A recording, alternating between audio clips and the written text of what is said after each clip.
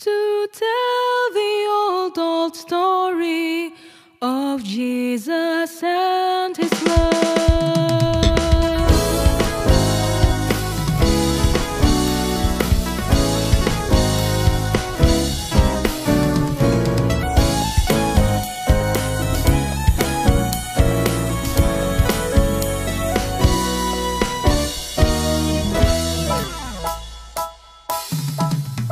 I love to tell the story of unseen things above, of Jesus and his glory, of Jesus and his love. I love to tell the story because I know it. Nah, inilah peta dari daratan Cina, salah satu daratan yang terluas di dunia. Ya, jadi luas negaranya besar sekali, ya. Dan Cina merupakan negara dengan jumlah populasi terbesar di dunia. Ya, Cina nomor 1, kemudian India nomor 2, kemudian Amerika nomor 3, Indonesia jumlah populasinya terbesar nomor 4. Ya, nah Cina ini merupakan daerah di mana kepercayaan mereka membuat mereka itu jadi agama lamanya Buddha ya kebanyakan, tapi juga akhirnya sejak komunis berkuasa banyak yang ateis ya. Nah, negara ini membutuhkan Injil ya. Jadi banyak penginjilan dilakukan di negara Cina dan mereka banyak membayar harga dengan menjadi martir di sana ya. Nah, ini adalah gambar daripada daratan Cina saat ini. Nah, kalau saudara lihat itu apa itu ada foto-foto ya. Foto-foto itu adalah para misionaris yang memberitakan Injil ke Cina ya. Dan banyak yang jadi martir di sana, tapi karena perjuangan mereka boleh dikatakan seluruh daratan Cina sudah mendengar Injil ya. Kita tidak bicara tentang yang menerima atau membuka hati ya, tapi setidaknya pejuang-pejuang iman ini sudah memberitakan Injil di seluruh wilayah Cina ya. Nah, siapa mereka? Mereka adalah para misionaris ya. Ini adalah foto-foto mereka ya. Ada yang karyanya besar, ada yang karyanya kecil ya, bukan kecil gimana ya, tapi mungkin karena belum sempat banyak berkarya sudah jadi martir ya. Jadi ada ribuan orang yang melayani di Cina ya. Yang nama-nama besar ya ada ya yang berkarya besar karena dia punya kesempatannya lebih lama ya, tapi juga tidak menyangkali ada yang ada yang baru berkarya atau di daerah yang terpencil jadi otomatis ya karyanya jadi kurang terdengar begitu ya. Nah, tapi ada satu pelayanan dari orang-orang Cina yang di luar negeri, mereka mendirikan namanya China Soul Ministry ya. Lah, China Soul Ministry inilah yang mengumpulkan data-data sejarah dan kemudian menuliskannya di dalam buku dan video ya, menunjukkan karya-karya para misionaris ini ya. Nah, mereka adalah orang-orang yang rela pergi untuk Injil. Ya, makanya tadi kita mulai dengan lagu Trust and Obey, percaya pada Yesus dan taat. Ya, oke. Kita akan melihat sebuah film ya. Film ini menunjukkan perjuangan para misionaris ya yang ada di sana.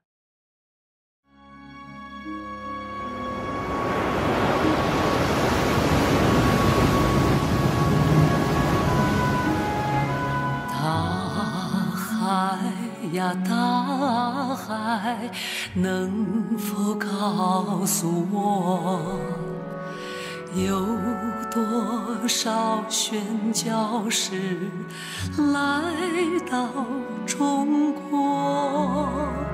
不同的语言肤色，却深深爱着中国。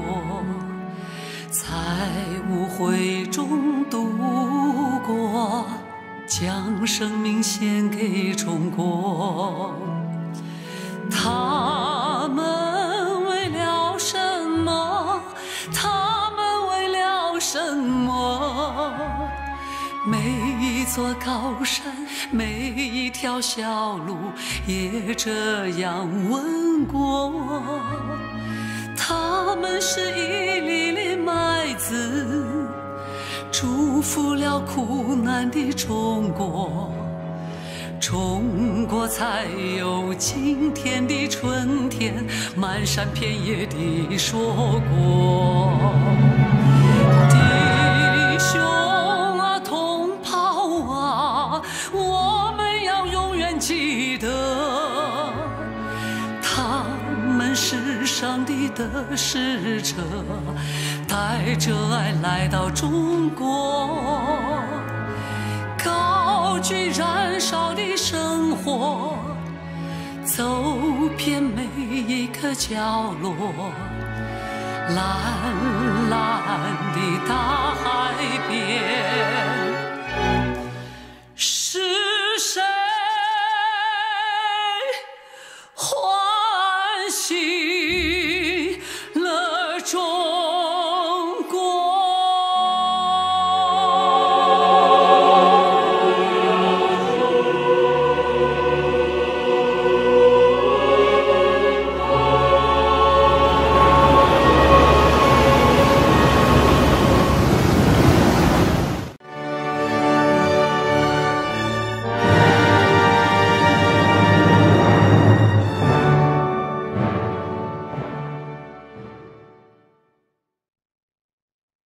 ？Kita membuat acara ini agar kisah-kisah perjuangan para pahlawan iman ini itu dilestarikan ya, terutama bagaimana kita mewariskan kisah-kisah ini kepada anak cucu kita ya. Jangan sampai mereka tidak tahu ya.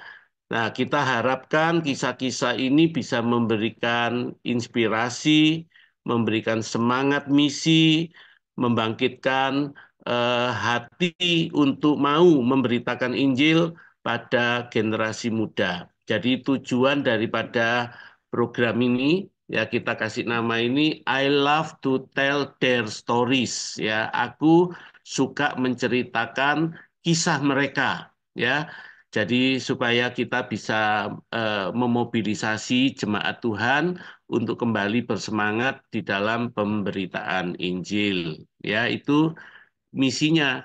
Jadi kalau bisa dari minggu-minggu ke depan ini kalau bisa mari ajak lebih banyak orang untuk mendengar, terutama kaum muda, terutama anak-anak, supaya mereka mencintai kisah-kisah pemberitaan Injil. Ya.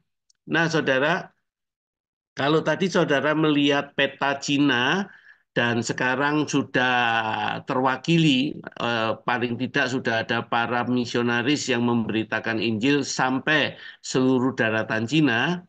Nah, mereka itu bekerja dalam kurun waktu yang ratusan tahun, mungkin juga lebih dari 1000 tahun, ya. Dan seringkali mereka merasa diri sendiri, kesepian. Mereka juga merasa pingin pulang ya karena merasa tekanan, nggak tahan, aniaya, penderitaan gitu, ya. Nah, seringkali orang-orang misi itu mengalami kejadian yang seperti itu. Ya, kalau di tengah-tengah kita mungkin saya bisa ambil contohnya Ibu Jenny Bala. Ya, Ibu Jenny Bala ini kan melayani di Membramu. Ya, seringkali merasa sendirian. Ya, ada kalanya guru-guru misi datang membantu, tapi seringkali juga mereka pulang. ya. Ada kalanya mungkin jumlahnya bisa 6, ya, atau mungkin lebih 7 misalkan. Tapi ada kalanya cuma 2, ya, atau cuma 3, ya. Dan Bu Jenny tentu merasakan kesepian, ya, dan rasanya kadang-kadang Tuhan lebih baik aku undur saja. Nah, itu juga dialami oleh para misionaris yang ada di Cina ini, apalagi beda budaya, beda bahasa, ya. Mereka banyak yang masih menolak Injil gitu ya. Jadi seringkali seperti Elia juga ya, Tuhan lebih baik mati aja Tuhan, pulang ke surga. Aku sendirian, aku kesepian. Tapi terus Tuhan ngomong apa? Kamu tidak kesepian karena masih ada berapa itu yang berjuang seperti kamu? Ada berapa itu? Ada yang ingat ada berapa yang masih seperti Elia? Kamu tidak sendirian, ada berapa ribu itu yang seperti kamu gitu. Nah, kita sekarang bisa lihat lewat peta tadi, ya. Pada waktunya masing-masing orang tuh merasa kesepian, merasa sendirian gitu. Tapi setelah dilakukan pemetaan, ternyata mereka tidak sendirian. Mereka berjuang bersama yang lain-lain sesuai pimpinan Tuhan. Masing-masing masuk ke daerah yang berbeda sampai akhirnya menjadi puzzle-puzzle yang kalau disusun memenuhi seluruh daratan Cina. Ya, artinya apa? Setiap kita ini punya bagian kita masing-masing. Ya, mari belajar taat dan setia. Ya, oke, saudara. Pagi ini kita akan melihat perjuangan seorang pahlawan iman yang bernama Gladys Aylward. Ya, jadi kita kupas, mungkin nanti kita diskusikan pelajaran apa yang saudara bisa dapatkan dari kisah hidup Gladys Aylward, ya. Gladys Aylward adalah seorang pembantu rumah tangga yang terpanggil menjadi misionaris di Cina, ya. Ada banyak orang yang memandang rendah pekerjaan sebagai PRT atau pembantu rumah tangga. Tapi Tuhan menunjukkan bahwa pembantu rumah tangga juga bisa menjadi alat yang berguna di tangan Tuhan, yang menghasilkan banyak buah. Ya, saya kalau bicara Gladys Aylward itu teringat ya pada waktu saya kecil itu kakak saya bercerita di daerah Salatiga itu ada seorang pembantu rumah tangga yang bertobat jadi Kristen, lalu mulai memberitakan Injil, singkat cerita ya. Dari pelayanan pembantu rumah tangga ini ada 3 gereja ya yang berhasil didirikan di daerah sekitar Salatiga. Ya, jadi sekali lagi kita tidak boleh meremehkan atau menganggap bahwa pekerjaannya cuma pembantu rumah tangga, ya dia eh, tentu tidak berguna atau kurang bisa dipakai Tuhan. Ternyata meskipun pekerjaannya cuma pembantu rumah tangga, ini contoh yang luar biasa tentang Gladys Aylward, bagaimana dia dipakai Tuhan, ya. Pembantu rumah tangga yang terpanggil menjadi misionaris di Cina. Nah, Gladys Aylward ya diberi julukan The Small Woman with a Great God. Ini julukannya ya, wanita kecil tapi dengan Tuhan yang besar. Ya, God was leading her to China Mission Field and no one would stop her. Ya, Tuhan sudah memimpinnya ke ladang misi di Cina dan tidak ada seorang pun yang dapat menghentikannya.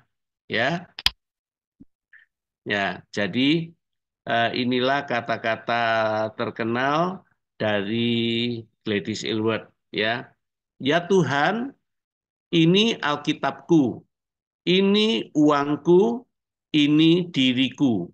Pakailah aku ya Tuhan.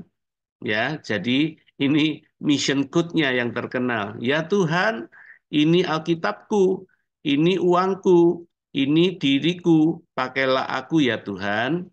Ya, nah, jadi kita akan mengupas sejarah hidupnya Gladys Aylward. Bagaimana dengan perjuangan beratnya, akhirnya Gladys jadi misionaris di Cina.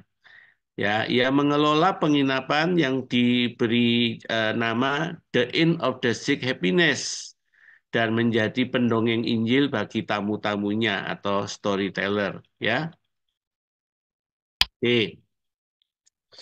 Jika Anda pernah menonton film berjudul Escape from Guangxi, ya, nah ini adalah kisah seorang reporter barat yang menyelamatkan kurang lebih 60 anak yatim piatu di Cina. Pernah nonton nggak? Ya, mungkin generasi kita jarang ya nonton film ini atau nggak pernah ya nonton ini. Escape from Guangxi, ya. Nah, dia reporter ini dibantu seorang suster dan seorang kaya berjalan melewati medan pegunungan dan gurun untuk menyelamatkan diri dari serbuan tentara Jepang. Ya, nah itu kisah film ya Escape from Guangxi. Ya, nah ini ada kisah nyata yang jauh lebih dahsyat dari film itu di negara yang sama yaitu di Cina pada masa pendudukan Jepang.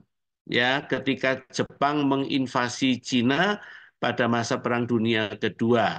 Ya, dia seorang wanita yang sendirian membawa lebih dari 100 anak yatim piatu menempuh perjalanan sejauh lebih dari 100 mil selama hampir 1 bulan untuk sampai di tempat tujuan mereka yang aman.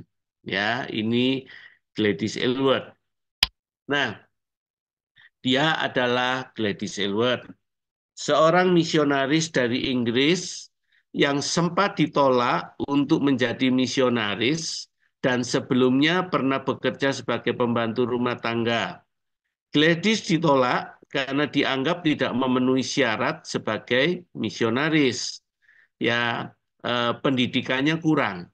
Ya, jadi ketika dia melamar ke lembaga misi, dites, diwawancara, dianggap dia kurang mampu secara keilmuan, secara pengetahuan Alkitab, dianggap tidak memenuhi syarat, jadi ditolak. Ya, nah itu Gladys Aylward. Ya, nah ini adalah gambar dari Gladys Aylward yang sebenarnya. Ya, jadi foto dirinya. Ya.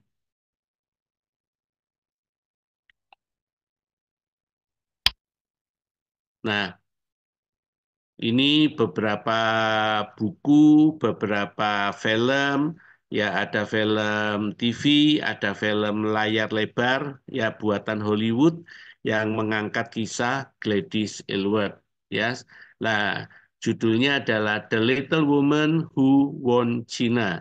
Ya, wanita kecil yang memenangkan Cina. Ya, ini adalah film kartun ya yang dibuat untuk anak-anak supaya mengenal kisah hidup Gladys Aylward. Ya,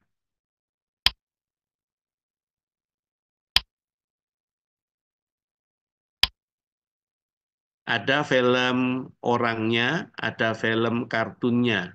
Ya, ini perjuangannya ketika menyelamatkan lebih dari 100 anak yatim piatu.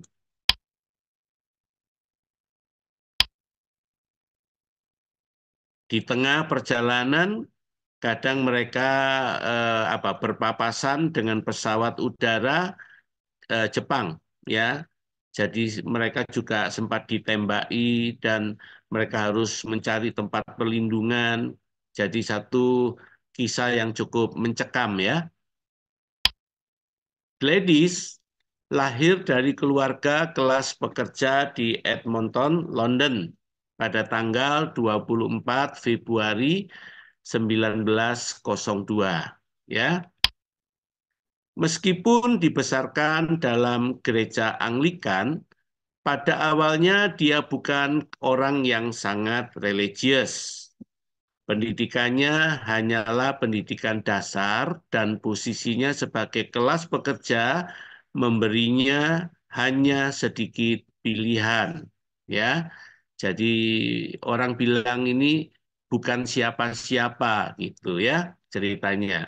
Nah, dia mulai bekerja menjadi pembantu rumah tangga pada usia 14 tahun. Dan panggilan misinya muncul ketika ia menghadiri kebaktian kebangunan rohani pada saat ia berumur 18. Ya, pendeta saat itu menantang pendengarnya untuk mempersembahkan diri melayani Tuhan.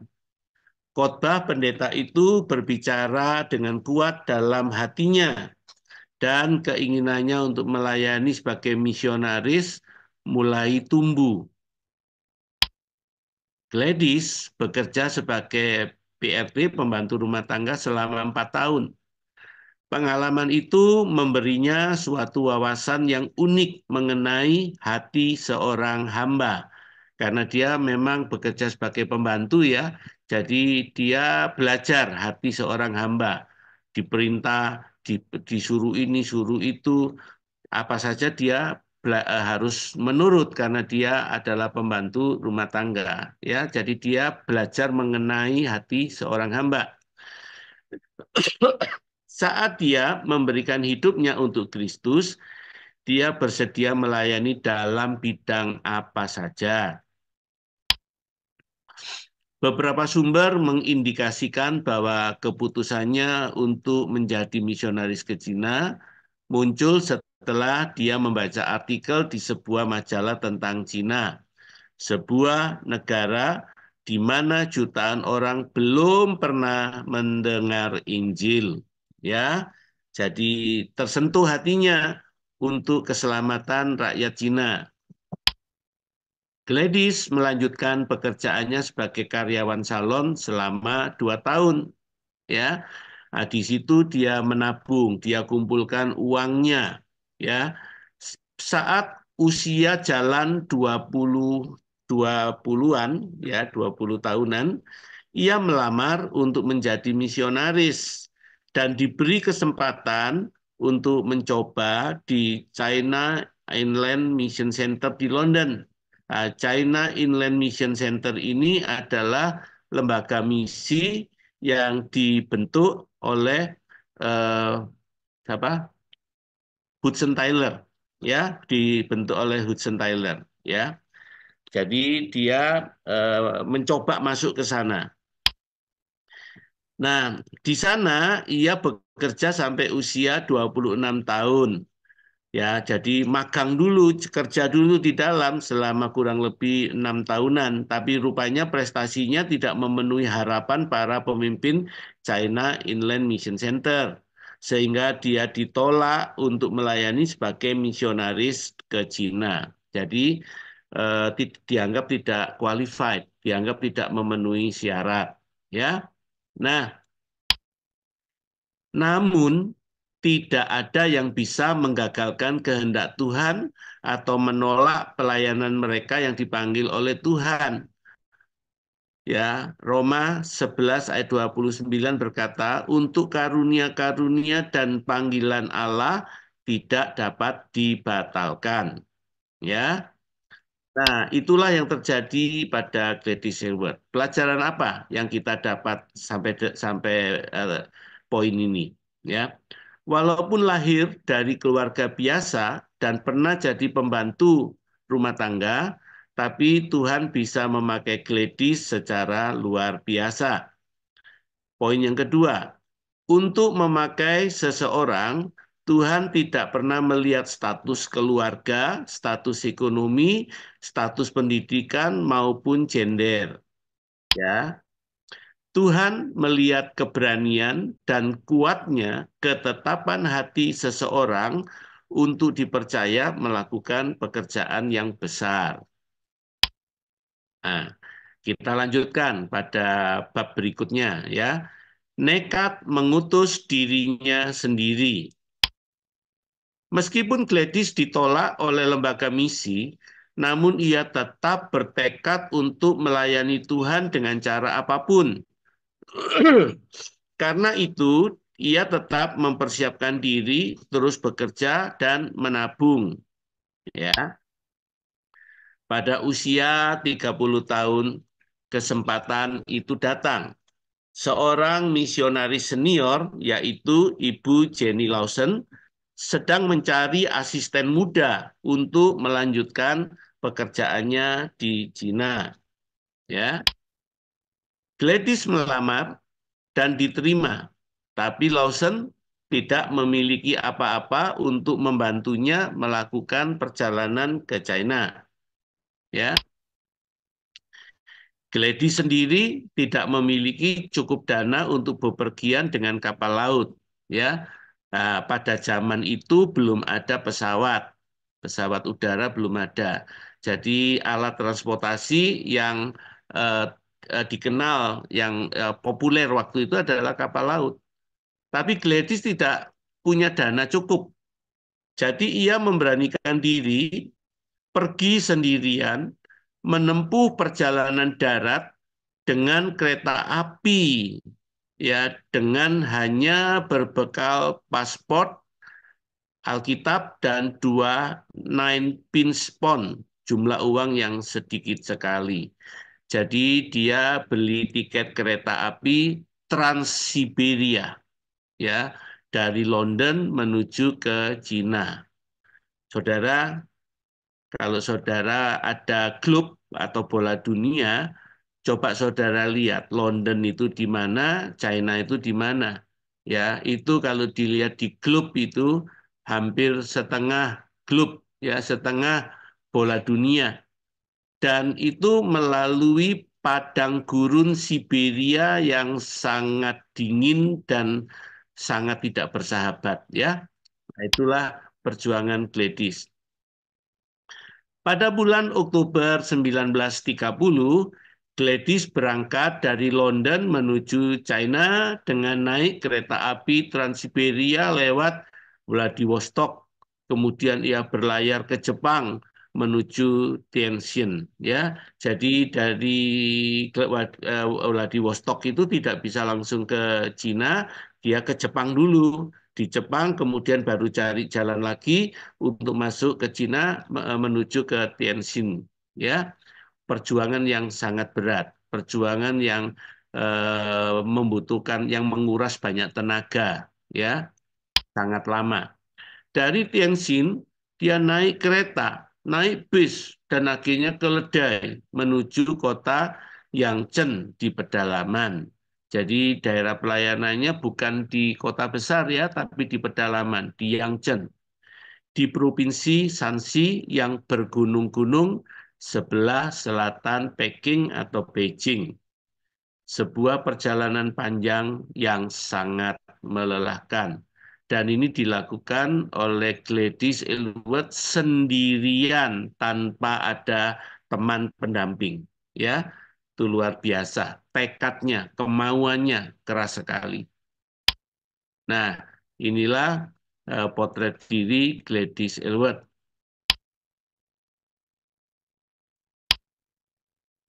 Sebagian besar penduduk Yangzheng belum pernah melihat orang Eropa selain Ibu Lawson, ya, dan Gladys Aylward. Karena itu mereka tidak mudah mempercayai kedua wanita itu sebagai orang asing dan tidak mau mendengarkan mereka. Jadi pada awalnya pelayanan pemberitaan Injil itu sukar, sulit karena Pak masyarakat tidak mau dengar orang asing, ya, mereka tidak percaya, ya, mereka datang itu kebanyakan untuk lihat penampilan dari dan cara berpakaian mereka. Ya, kenapa? Beda dengan orang-orang lokal soalnya. Jadi bagi mereka itu tontonan. Mereka tidak mendengar yang dikatakan, tapi mereka melihat caranya berpakaian dan cara omongnya, terus penampilan orangnya. Ya, nah, pelajaran yang kita dapat sampai titik ini, ya.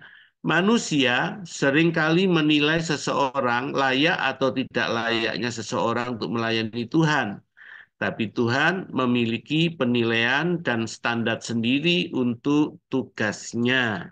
Ya, jadi secara manusia tidak lulus, tapi Tuhan melihat yang di dalam yang tidak dilihat oleh orang lain. Dan Tuhan melihat orang ini bisa, ya akhirnya Tuhan pakai. Ya, nah penginapan The Inn of the Six Happiness. Gladys dan Ibu Lawson mencari cara untuk menarik orang agar mau mendengar kabar baik. Mengetahui bahwa kota tempat mereka tinggal adalah tempat transit bagi orang yang melakukan perjalanan dagang, mereka berencana membuka tempat penginapan. Jadi, kota tempat mereka tinggal itu adalah persimpangan jalan jalur perdagangan. Jadi mereka lihat ada banyak pedagang yang lalu lalang melewati kota itu. Nah, di situ mereka punya satu ide, bikin penginapan. Penginapan itu diberi nama The Inn of the Six Happiness atau penginapan 6 kebahagiaan. Ya, jadi The Inn of the Six Happiness, penginapan 6 kebahagiaan. Ya, itu. Nah, di sini dengan ramah mereka menawarkan makanan dan tempat tidur yang hangat dengan harga yang murah serta menyediakan tempat buat keledai para tamu di halaman. Ya, jadi mereka buka penginapan, saudara, mengelola penginapan. Ya, di malam hari setelah melayani makanan para tamu, Gladys dan Ibu Lawson akan mengumpulkan tamu-tamu mereka dan menceritakan tentang sebuah pribadi yang bernama Yesus. Jadi ini adalah ide yang mungkin jarang orang lain berpikir ya. Mereka kumpulkan tamu, kemudian mereka memberikan dongeng ya seperti orang tua dengan anak ya memberikan dongeng sebelum tidur gitu. Tapi mereka mendongeng bukan dongeng biasa, mereka menceritakan tentang Yesus. Ya, dengan cara ini pesan Injil mulai diberitakan tidak hanya pada mereka yang di penginapan, tapi para saudagar itu membawa dan menceritakan cerita-cerita yang mereka dengar itu pada orang-orang yang mereka jumpai di sepanjang perjalanan mereka. Jadi cerita itu akhirnya mulai menyebar dari mulut ke mulut, ya. Gladys juga menghabiskan waktu berjam-jam setiap hari untuk belajar bahasa setempat agar bisa berkomunikasi dengan masyarakat setempat. Dan akhirnya ia mampu menguasai bahasa itu, suatu yang tadinya di luar pikiran dan kemampuannya.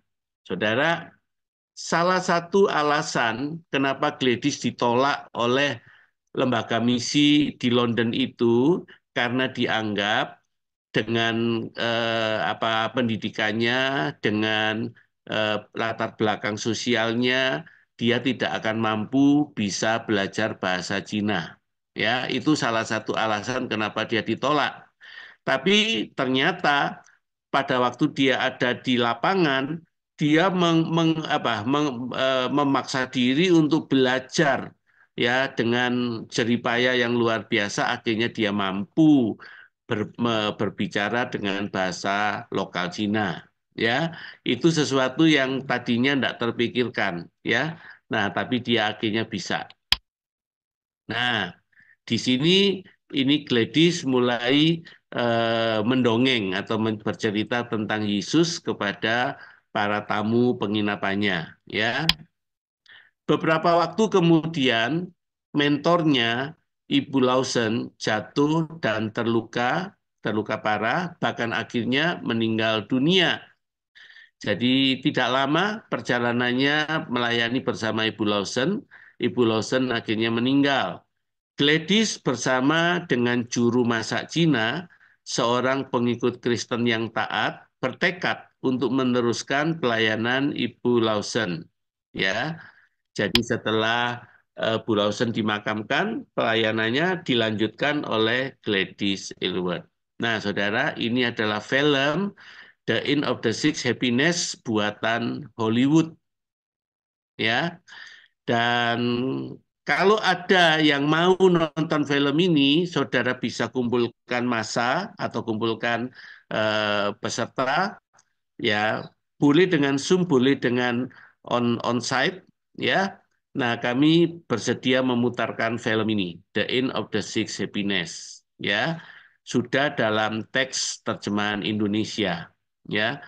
Ini film yang dulu tahun berapa ya, sekitar tahun 90-an tuh kami sering putar di gereja-gereja ya atau di komunitas Kristen. Filmnya sangat menarik, cuman lama, 2,5 jam. Ya, oke, lanjut. Gladys mulai mengabarkan Injil ke desa-desa sekitarnya dalam bahasa lokal. Di lapangan, ia mulai menyadari ada banyak anak-anak yang tidak diinginkan oleh orang tuanya. Akibatnya, mereka menjadi anak-anak yang terlantar. Anak-anak tak dikehendaki itu mulai ditampungnya. Ya, jadi karena jumlah penduduk memang berkembang pesat di Cina, akhirnya ada banyak anak-anak yang tidak diinginkan lahir. Ya, anak-anak tertolak ini, anak-anak tak dikehendaki ini mulai ditampungnya. Ada juga anak yang dijual oleh orang tuanya dengan nilai uang yang sangat murah. Jadi Gladys kemudian memakai tabungannya untuk membeli anak itu, ya, karena dijual oleh orang tuanya. Nah, inilah Gladys dan kecintaannya kepada anak-anak Cina.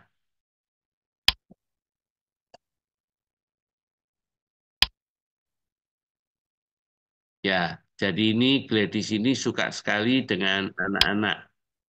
Lah, inilah anak-anak yang ditolong, yang apa dihidupi ya oleh Gladys Aylward. Tetapi pelayanannya tidak terbatas pada anak-anak saja.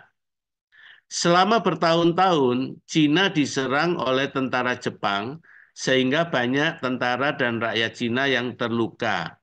Gladys juga membuka rumahnya, penginapannya untuk menampung dan merawat orang-orang yang terluka itu. Penginapannya, The Inn of the Sick Happiness, menjadi rumah perlindungan bagi waktu itu ya sekitar 20 anak yatim piatu dan sebanyak 30 sampai 40 tentara yang terluka pada waktu itu ya akibat perang ya. Perang semakin meluas dan jumlah anak yatim piatu yang ditampungnya bertambah sampai lebih dari 100 anak.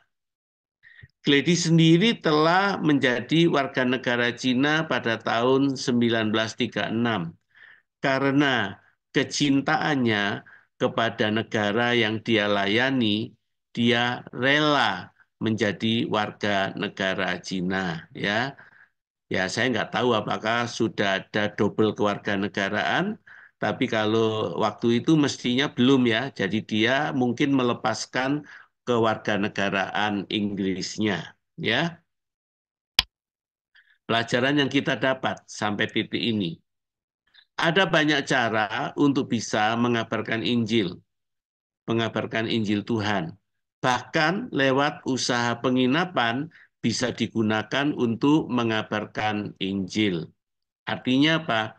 Memberitakan Injil itu tidak hanya di mimbar, ya. Bahkan kalau hanya mengandalkan mimbar, yang mendengar Injil itu umumnya orang Kristen juga. Sementara yang belum mendengar Injil umumnya tidak mau masuk ke gereja. Jadi perlu ada usaha penjangkauan keluar gereja. Setiap orang percaya harus siap untuk dipakai Tuhan, baik atau tidak baik keadaannya. Oke. Nah, kita melihat juga satu bagian yang lain dari kehidupan Gladys Aylward. Menjadi food inspector atau menjadi pemeriksa kaki. Semasa Gladys melayani di Yangzhen, dia sempat diangkat menjadi asisten khusus pemerintah, yaitu foot inspector atau pemeriksa kaki karena perjuangannya menentang pembebatan kaki untuk para anak gadis di Cina. Budaya pembebatan kaki ini dilakukan agar para wanita memiliki kaki yang kecil, karena pada waktu itu ada pandangan bahwa wanita berkaki kecil itu cantik. Jadi kalau kakinya besar itu tidak cantik. Makanya wanita-wanita di Cina waktu kecil itu kakinya dibebat, dipres begitu agar kakinya kecil, ya.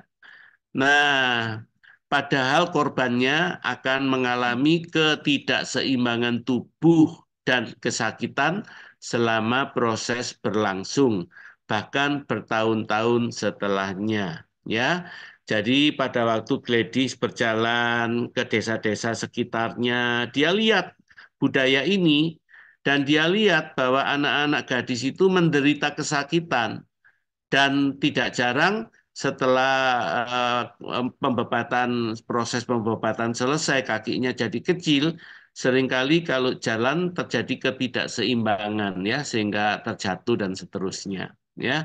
Nah, Gladys protes. Dia tidak senang dengan apa yang dia lihat sehingga dia berjuang supaya budaya ini bisa ditiadakan, dihapus ya.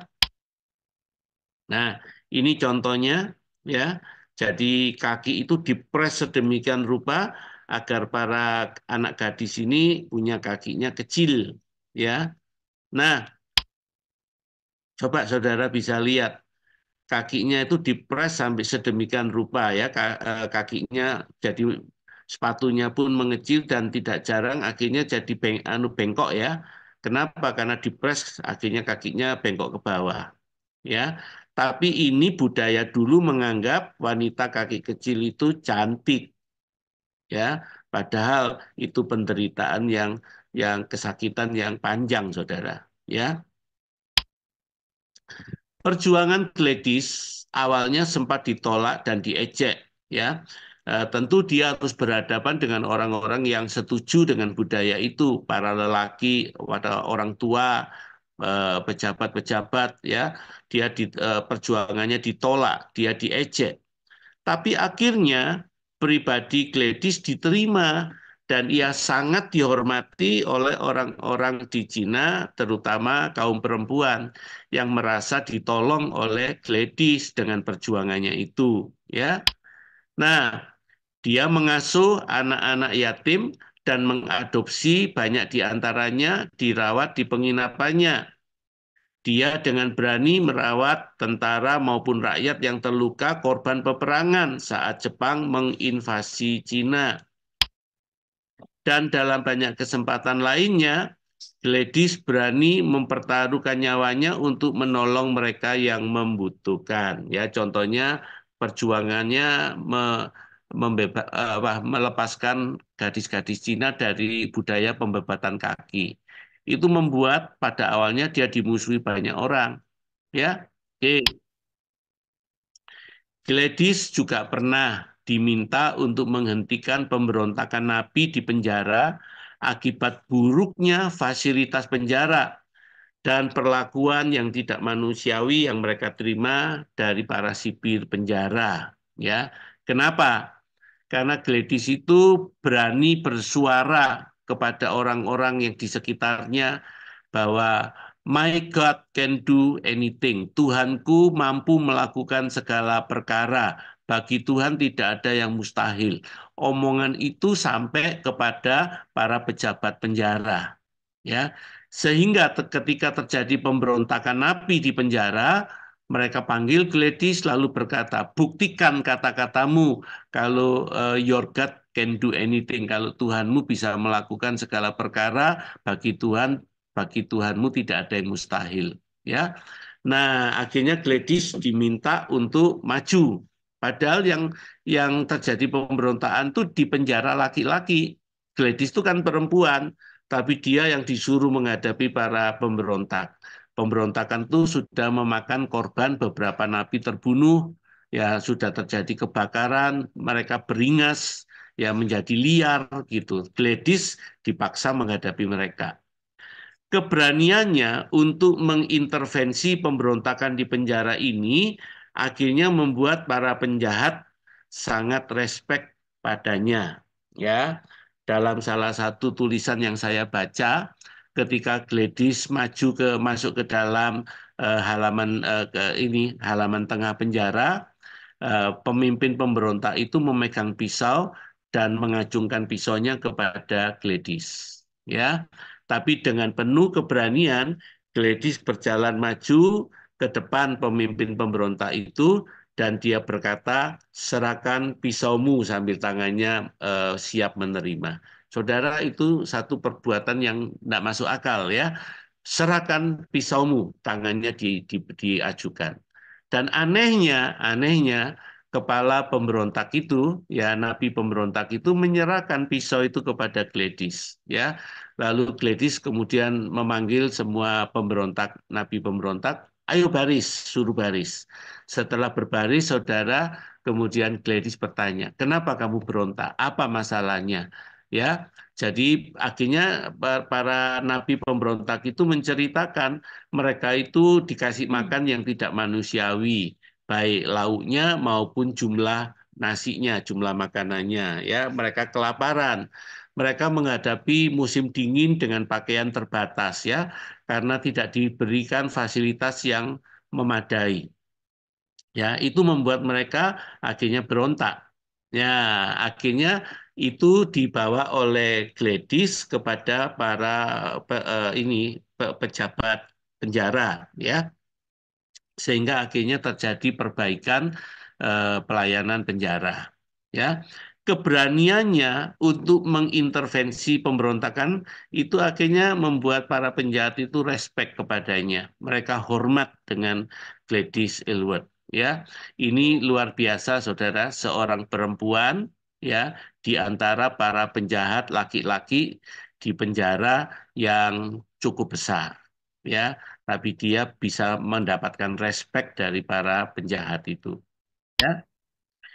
Nah, ini adalah foto dokumentasi para napi napi pemberontak di penjara itu, ya. Nah, pelajaran apa yang kita dapat sampai titik ini? Karena memiliki kasih pada sesama, maka bersama Tuhan kita bisa melakukan perkara-perkara yang besar. Ya, visi memberi kita kekuatan dalam menghadapi kondisi dan situasi berat. Ya, nah, inilah yang terjadi dalam kehidupan Gladys Aylward. Ya, nah sekarang kita lihat fase yang lain dari kisah hidup Gladys Aylward. Menyelamatkan lebih dari 100 anak yatim piatu. Karena aktivitasnya mendukung rakyat lokal, merawat korban perang, dan termasuk sedikit memata-matai pergerakan tentara Jepang, ini membuat posisi Gladys tidak aman untuk tetap tinggal di Yangzheng. Ya, karena bisa saja perbuatannya merawat korban perang ini sampai kepada tentara Jepang. Dan itu membuat mereka jadi menganggap Gladys juga musuhnya yang membela tentara-tentara Cina. Ya, jadi posisinya berbahaya, tidak aman. Ya, Kolonel Lintan, anggota perlawanan Tionghoa, ya, jadi salah satu kepala pasukan Tiongkok, ya, datang memperingatkan Gladys kalau dia telah dianggap buronan, dianggap musuh oleh pemerintah Jepang dan dijadikan target penangkapan hidup atau mati.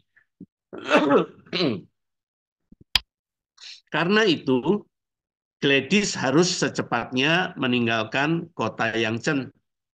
Gladys segera mengumpulkan anak-anak binaannya untuk mengevakuasi mereka dari kota menuju ke tempat yang lebih aman. Ya, jadi mereka harus mengungsi sekarang. Ya, akibat situasi perang dan tidak adanya transportasi, Gladys terpaksa memimpin anak-anaknya berjalan kaki di atas pegunungan menuju ke provinsi Xi'an yang lebih aman dengan jarak sekitar 100 mil jauhnya. Ya, perjalanan itu memakan waktu 27 hari, di mana mereka harus menanggung berbagai kesulitan dan penderitaan. Dalam perjalanan itu, Gladys sendiri jatuh sakit, dan ketika akhirnya mereka tiba dengan selamat di Xi'an, ia roboh kecapean. Ya, saudara, perjuangan berjalan ini 27 hari ini penuh bahaya dan berhadapan dengan medan perang, melintasi medan perang antara Jepang dengan Cina, dan kadang mereka harus berlari menghindari ketemu dengan tentara Jepang, ya. Dan pernah satu peristiwa, ya, di mana Gladys dan anak-anaknya itu harus menyeberangi Sungai Kuning, ya, Sungai Kuning yang sangat terkenal di Cina itu, ya. Dan pada waktu itu tidak ada kapal, tidak ada perahu. Kenapa? Semuanya sudah disita oleh tentara Jepang. Ya, untuk memutus pergerakan tentara Cina. Semua transportasi sungai itu sudah ditahan, apa, diberhentikan oleh Jepang. Ya, padahal ini si Gladys Aylward dan 100 lebih anak yatim piatu bawaannya harus nyebrang sungai itu. Ya, dalam situasi yang seperti itu, di mana kelihatannya tidak mungkin menyeberang, mereka berkumpul berdoa. Dan pada waktu selesai berdoa, yang luar biasa mujizat terjadi. Tiba-tiba dari satu tempat yang agak tertutup oleh semak-semak, oleh tanaman, pepohonan, Gladys itu bisa melihat ada sebuah perahu nelayan. Ya, dan akhirnya mereka datang ke perahu itu, mencari pemiliknya dan menceritakan kebutuhannya untuk menyeberang. Dan luar biasa, pemilik perahu nelayan itu bersedia menolong mereka. Padahal itu juga berbahaya, karena apabila perbuatan itu diketahui oleh tentara Jepang, mereka bisa jadi target tembakan tentara Jepang. Ya, tapi saudara, perlindungan Tuhan itu nyata kepada mereka sehingga mereka bisa menyeberang dengan selamat. Ya, ini luar biasa. Nah, inilah foto kenangan Gladys Aylward dan lebih dari 100 anak yatim piatu yang diselamatkannya. Ya, nah ini adalah foto anak-anak yatim piatu yang dipimpin oleh Gladys Aylward ke tempat aman.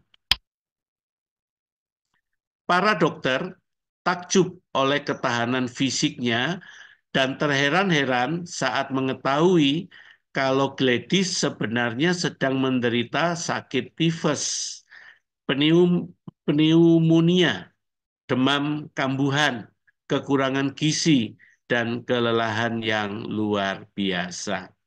Ya, dalam keadaan yang lemah itulah, ya, Gladys tetap melakukan perjalanannya sampai tiba di Xi'an. Ya, jadi ini luar biasa, ya. Dalam kelemahan itu kekuatan Tuhan nyata, ya. Itu yang terjadi dengan Gladys Aylward. Setelah itu Gladys kembali melayani, tapi sebenarnya ia tidak pernah benar-benar sembuh dari penyakitnya. Namun hal ini tidak menghentikannya untuk terus melayani Tuhan, ya. Jadi penyakitnya itu tetap ada dalam dirinya, ya, kambuhan. Jadi pada waktu imunitas tubuhnya kuat, dia makan cukup, ya itu penyakitnya nggak muncul. Tapi pada saat dia lemah, penyakitnya bisa berjangkit kembali, ya. Nah, tapi itu tidak menghentikannya melayani Tuhan. Gladys mulai mendirikan gereja, memberitakan Injil di desa-desa, melayani di penjara, dan di antara mereka yang sakit dan tak berdaya. ya melayani yang sakit, melayani yang tak berdaya, mendoakan mereka, menyaksikan kisah hidupnya kepada mereka, ya. Pelayanannya berlanjut sampai 1947 ketika rezim komunis yang baru mulai memegang kendali kekuasaan. Gladys dan para misionaris lainnya harus meninggalkan Cina, ya. Kalau tidak mau ya dideportasi, ya. Bahkan pada masa itu banyak misionaris yang akhirnya dibunuh sebagai martir pada awal pemerintahan komunis Cina, ya. Nah, pelajaran yang kita dapat sampai titik ini dimulai dari sebuah kebutuhan agar anak yatim punya tempat yang aman. Akhirnya Tuhan mempercayakan pelayanan anak-anak panti asuhan dengan membuka tempat panti asuhan baru. Ya, akhir hidup Gladys Aylward. Pada tahun 1958, setelah 10 tahun di Inggris, setelah dirawat, setelah memulihkan kondisi fisiknya, Gladys kembali pergi ke Taiwan untuk membuka panti asuhan baru. Ia tetap melayani di sini selama sisa hidupnya, melayani Tuhan dengan cara melayani anak-anaknya. Gladys adalah sahabat karib dari Nyonya Presiden Chiang Kai-shek, Presiden pertama Republik Cina yang tersingkir karena komunis berkuasa, dan Chiang Kai-shek bersama dengan keluarga dan para pengikutnya kemudian lari menuju ke Taiwan, ya, dan akhirnya berkarya di Taiwan, ya.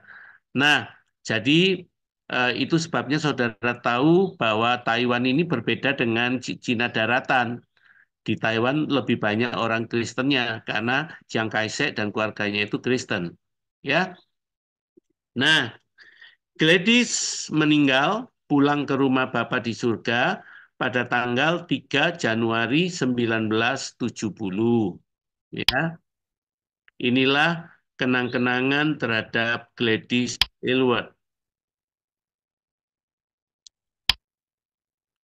Oleh masyarakat Cina, Gladys Aylward diberi julukan, ya, Ai Weides, ya, atau The Virtuous One, ya, artinya adalah orang yang berbudi luhur.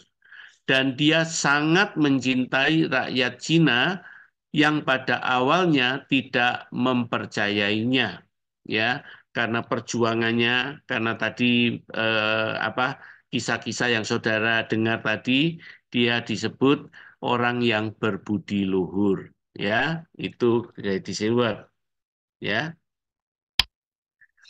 Gladys Aylward selalu berusaha hidup bagi Tuhan dan menyerahkan diri untuk dipakai Tuhan secara luar biasa, menjadi sinar di tengah kegelapan dunia. Ya, dia meninggal di Taiwan pada tahun 1970. Pelajaran yang kita dapat. Jika kita mau berserah diri pada Tuhan, maka Tuhan dapat memakai kita secara luar biasa untuk menjadi cahaya yang bersinar di tengah kegelapan. Gladys Aylward, lahir 1902, meninggal 1970 pada usia 68 tahun. Ya. Satu pesan dari Gladys Aylward. Jika Tuhan telah memanggilmu ke Cina atau ke tempat lain, dan kamu yakin dengan hatimu sendiri, jangan biarkan apapun menghalangimu. Ingat, Tuhanlah yang memanggilmu. Dan itu sama seperti ketika Dia memanggil Musa atau Samuel. Ya, ini ketetapan hati dari Gladys Aylward. Dan dia menuliskan mission code ini juga untuk kita semua. Ya, sekali lagi saya bacakan. Ya, ajarkan ini kepada orang-orang lain, anak cucu kita. Jika Tuhan telah memanggilmu ke Cina atau ke tempat lain, dan kamu yakin dengan hatimu sendiri, jangan biarkan apapun menghalangimu. Ingat, Tuhanlah yang memanggilmu. Dan itu sama seperti ketika dia memanggil Musa atau Samuel. Ya, saudara bertanggung jawab kepada Tuhan yang memanggil saudara, bukan kepada orang lain. Ya, nah, mission code yang lain dari Gladys Aylward. Pada saat saya mengkhawatirkan perjalanan saya, ternyata Tuhan menolong saya sepanjang jalan. Itu membuat saya sadar bahwa saya sangat lemah. Keberanianku hanya saya pinjam darinya. Tapi, ada kedamaian yang membanjiri jiwaku. Dan meskipun saya tahu bahwa saya mungkin tertahan di perbatasan, saya merasa damai di dalam karena saya tahu bahwa Dia tidak pernah gagal. Saudara, pada waktu Gladys meninggalkan London naik kereta api separuh bola dunia menuju ke China, dia belum tahu, dia belum ada keyakinan, belum ada kepastian bahwa dia diperbolehkan masuk ke negara Cina. Ya, tapi karena merasa tuntunan Tuhan, penyertaan Tuhan, perintah Tuhan untuk pergi ke sana, dia berangkat. Dan ternyata semua pintu Tuhan buka sehingga dia bisa sampai ke tempat tujuan. Luar biasa. Ya. Nah, coba lihat mission code yang lain dari Gladys Aylward. Saya bukanlah pilihan pertama Tuhan atas apa yang akan Dia lakukan di Cina. Saya tidak tahu siapa itu, ya, pasti seorang pria yang terpelajar, ya. Jadi ini pandangan Gladys, ya. Saya bukan orang pertama, bukan pilihan pertama, ya. Saya tidak tahu apa yang terjadi. Mungkin dia meninggal, mungkin dia tidak bersedia. Lalu Tuhan melihat ke bawah dan melihat Gladys Aylward. Dan Tuhan berkata, ya, itu dia yang bersedia pergi. Ya, saudara, kadang-kadang baca ini kayaknya ngenes ya, kayaknya kasihan ya. Dia sadar, dia berkata, aku ini bukan pilihan pertama. Kenapa? Karena aku ini pembantu rumah tangga. Karena aku ini dari kelas pekerja, ya, bukan orang kaya. Pendidikan tidak pandai, ya. Aku secara kemampuan dianggap kurang, ya. Tapi aku bersedia, ya. Sementara yang pilihan pertama, yang qualified, yang pandai, yang kaya, ya mungkin meninggal atau tidak bersedia. Ya, jadi saudara, inilah sikap kerendahan hati dari seorang Gladys Aylward. Jika saudara diberkati oleh kisah kepahlawanan ini dan ingin mendengar kisah-kisah pahlawan iman lainnya, maka kami butuh dukungan doa dan dana untuk bisa membuat kisah hidup pria dan wanita pahlawan-pahlawan iman selanjutnya. Kirimkan dukungan saudara melalui dompet misi BCA 1030 333710 atas nama Nafiri Fajar. Berilah kode HOF atau Heroes of Faith. Witness T-shirt. Witness T-shirt disebut juga Heroes of Faith T-shirt. Kami sudah membuat 6 kaos Heroes of Faith. Yang pertama Gladys Aylward, kedua Jim Elliot, yang ketiga Reinhard Bonnke, yang keempat Florence Nightingale, yang kelima Corrie ten Boom, yang keenam James Hudson Taylor. Witness T-shirt sekarang ditawarkan dengan lebih banyak warna pilihan, putih, biru, hitam, ataupun merah maron. Kenapa disebut Witness T-shirt? Agar kisah para pahlawan iman ini tidak dilupakan orang, bisa dilestarikan menjadi legasi atau warisan bagi generasi muda penerus gereja. Kisah pahlawan iman ini adalah kesaksian tentang karya dan kasih setia Tuhan pada dunia melalui para pahlawannya. Witness T-shirt ini bukan sekedar t-shirt. Ada muatan digital di dalamnya. Itu sebabnya harganya cukup mahal. Witness T-shirt ini adalah produk digital, di mana kisah pahlawan iman itu tersimpan dalam gambarnya dan bisa dibaca dengan HP Android. Caranya, berikut ini adalah tutorial cara menggunakan aplikasi Photocommerce. Buka Google Play Store di perangkat HP Anda, ketik Photocommerce di kolom pencarian.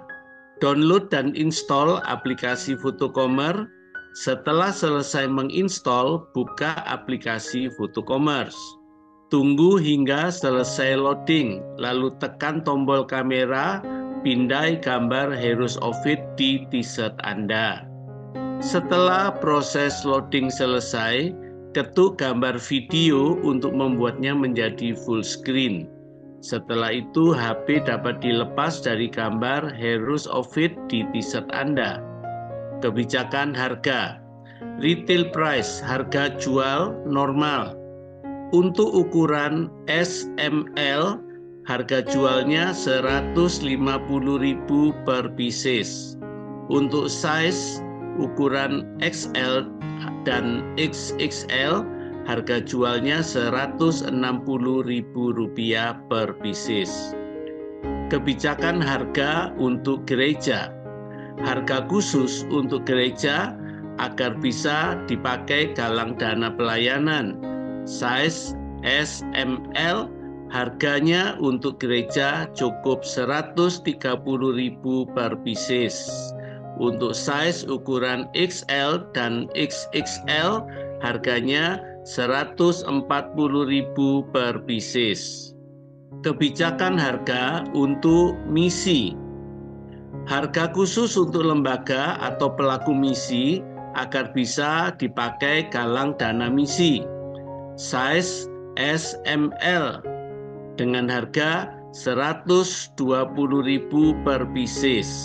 Size XL dan XXL dengan harga cukup Rp130.000 per pieces. Tabel harga, di sini saudara bisa melihat ukuran S, M, L, XL, XXL dengan ukuran pada kolom kedua harga retail, harga gereja, harga misi. AEM, alat edukasi misi Heroes of Faith, poster dan kartu.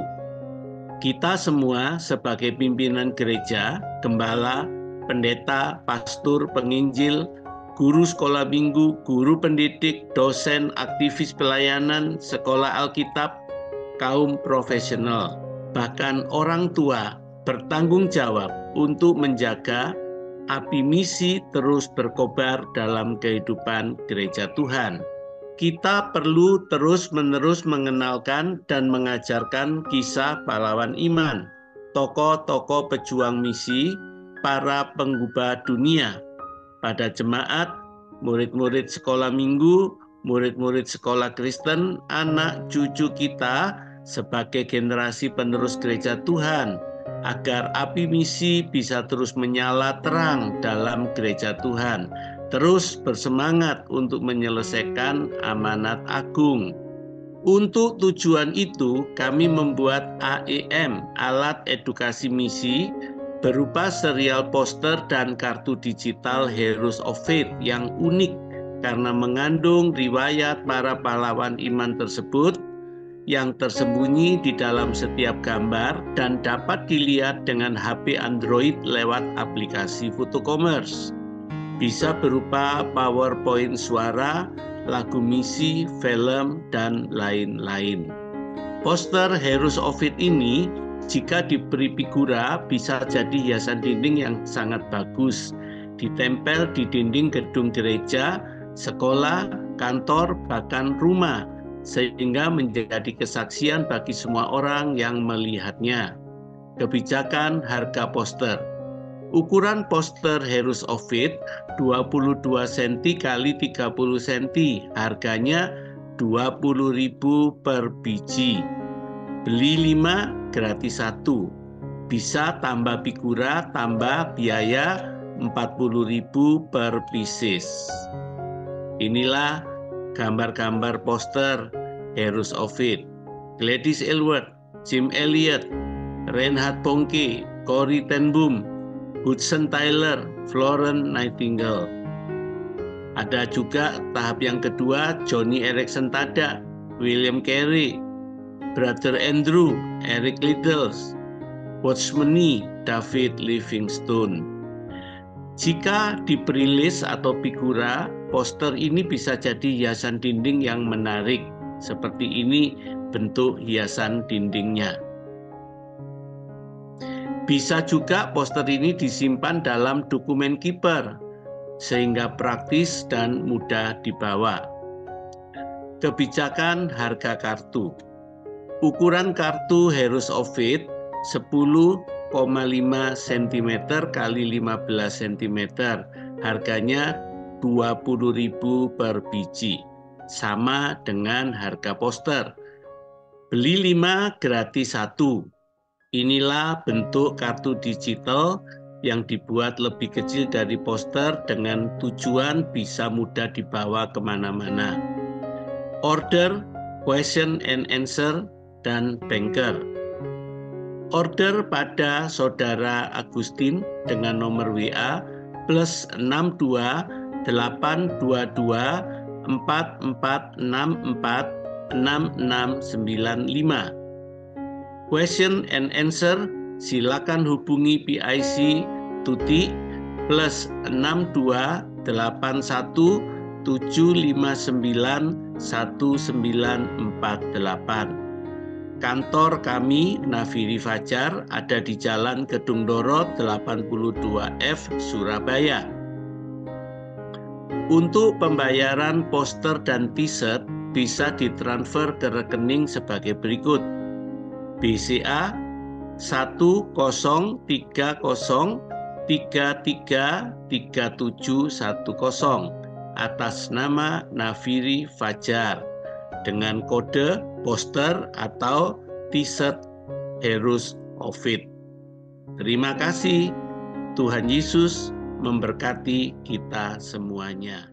Saya akan tambahkan sedikit cerita tentang film The End of the Sick Happiness. Ya, itu adalah salah satu film Kristen terbaik yang saya anggap terbaik. Ya, nah saudara, pemain film Gladys Aylward dalam film itu adalah Ingrid Bergman, ya, seorang artis berbakat, ya, Ingrid Bergman. Dan Ingrid Bergman ini sudah mendapatkan beberapa penghargaan karena filmnya, ya, dia mendapatkan beberapa penghargaan. Nah, ketika dia dipilih untuk memainkan Gladys Aylward dalam film The End of the Sick Happiness, Gladys Aylward itu keberatan. Kenapa? Karena Ingrid Bergman ini ya seperti artis-artis lain yang belum bertobat, dia ini juga bukan orang suci, bukan orang kudus, ya. Dia juga terlibat selingkuh dengan produser film Italia dan lain sebagainya. Jadi Gladys Aylward itu keberatan dan dia berkata, kalau artis ini yang memainkan saya, dia takut reputasinya rusak, ya. Jadi awalnya keberatan. Keberatan yang kedua, adalah karena ini film layar lebar, jadi Hollywood membuat bumbu-bumbu drama percintaan ya di dalam film itu. Ya tadi antara Gladys Aylward dengan Kolonel Linan tadi ya dikasih didramatisasi seperti pasangan yang saling mencinta begitu. Nah, pada salah satu adegan itu ada adegan kissing, ya cium bibir. Nah, Gladys Aylward keberatan. Dia berkata, aku ini tidak pernah mencium laki-laki.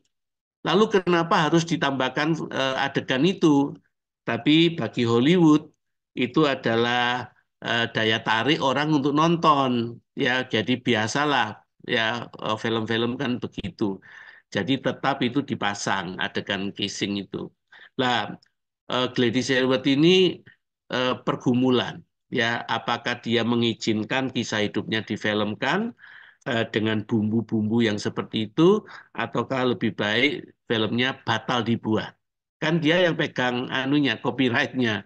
Nah, saudara, dia waktu itu ada di Taiwan, dia mengajak Nyonya Chiang Kai-shek, Nyonya Presiden Chiang Kai-shek itu berdoa. Mereka kan sohib ya, diajak berdoa. Lalu Nyonya Chiang Kai-shek itu menyampaikan pesan Tuhan berkata bahwa Tuhan yang akan menjaga semuanya.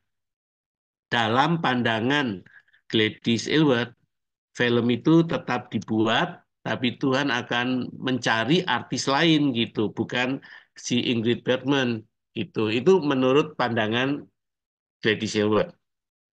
Tapi ternyata Tuhan tetap memilih Gladys Aylward, memilih Ingrid Bergman untuk memerankan Gladys Aylward. Ya, nah saudara, dan film itu akhirnya dibuat dan mendapat respon yang baik dari penonton seluruh dunia waktu itu ya.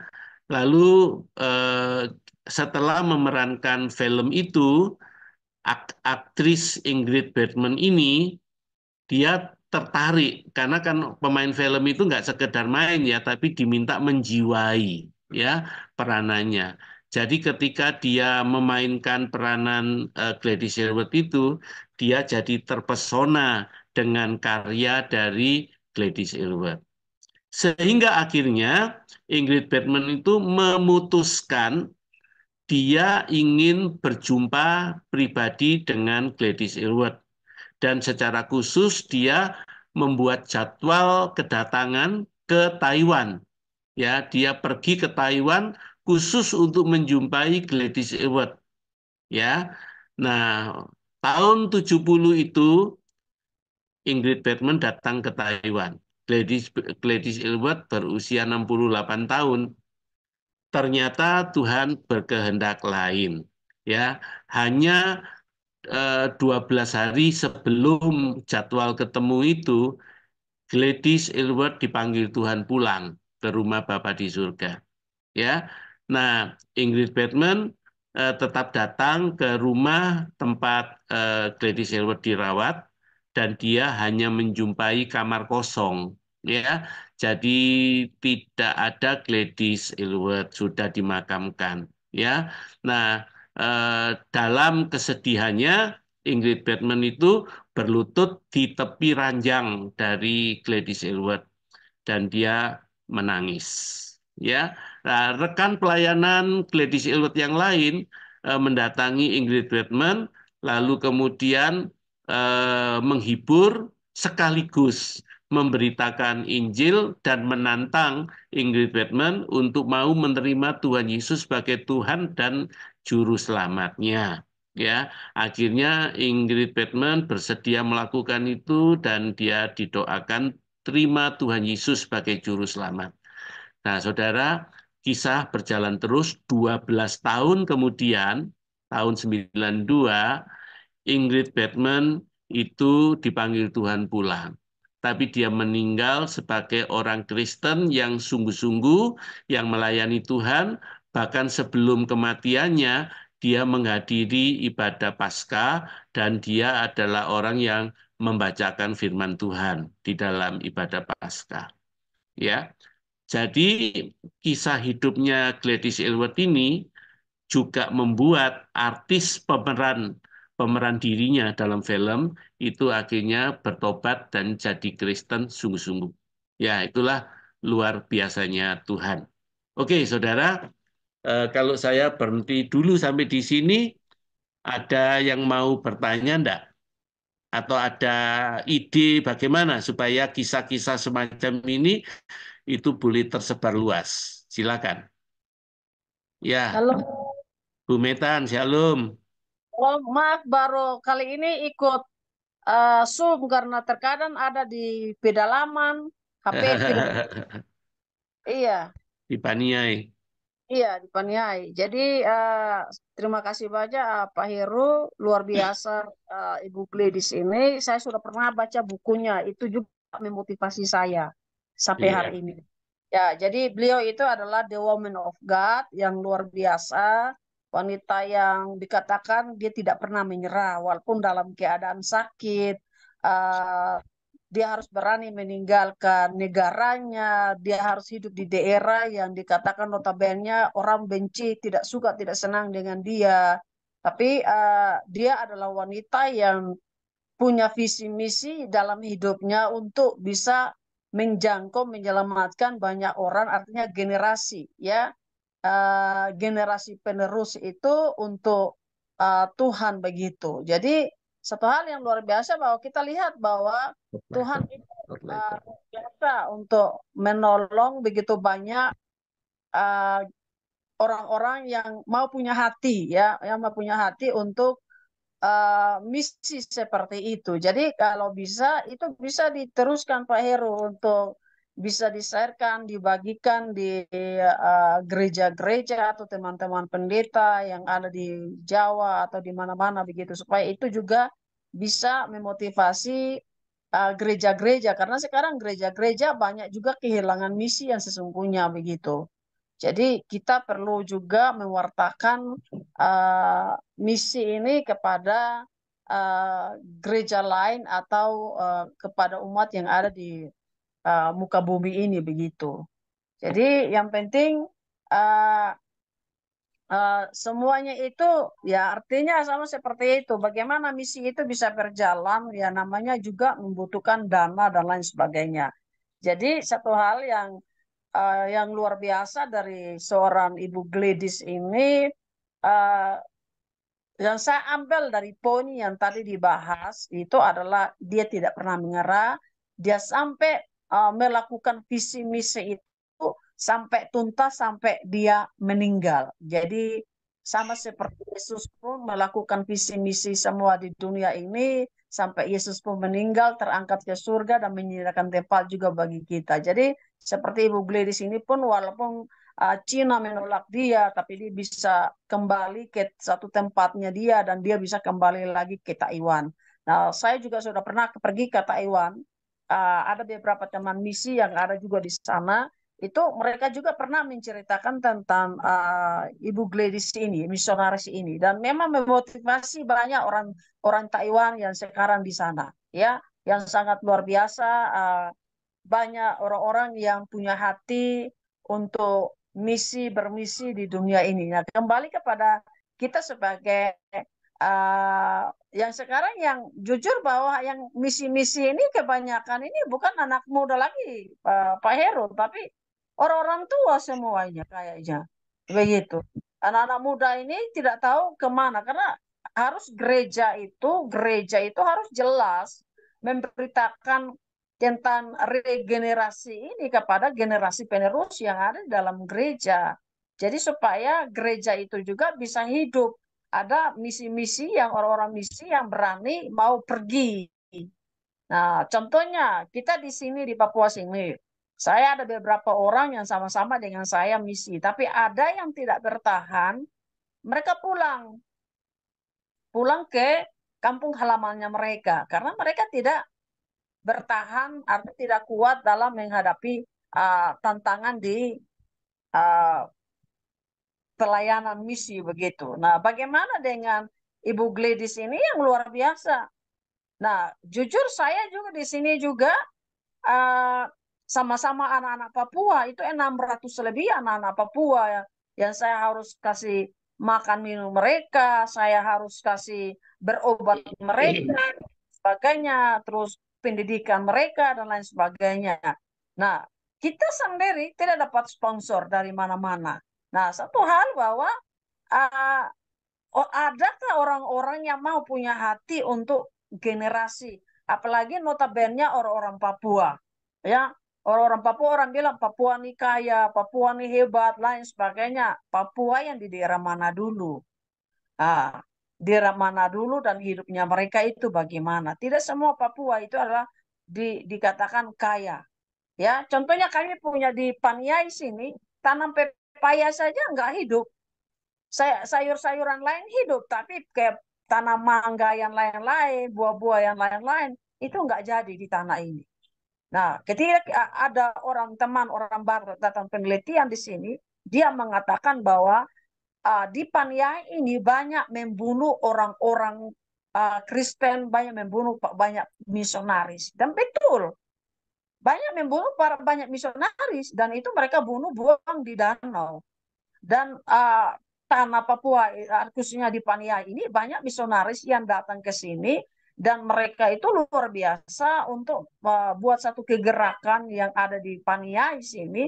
Tapi banyak juga orang meninggal setiap bulan tuh, orang-orang mati dibunuh sama orang-orang Papua. Nah, sama seperti uh, si si Kain membunuh Habel. Jadi darah itu berteriak begitu.